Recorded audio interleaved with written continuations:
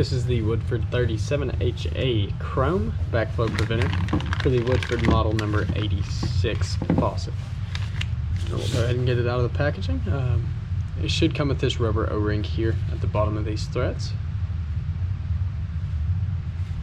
And we'll go ahead and take a couple measurements. We'll start with a total length of the backflow preventer.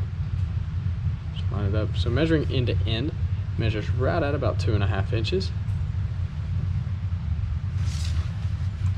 And then we can get an outer diameter here with the side with the O-ring. And it measures right at about 1 inch.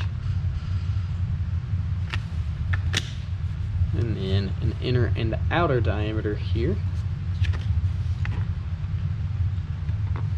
Measures right, the outer diameter measures right at 1 inch, and the inner diameter measuring right at 3/4 of an inch. Yeah.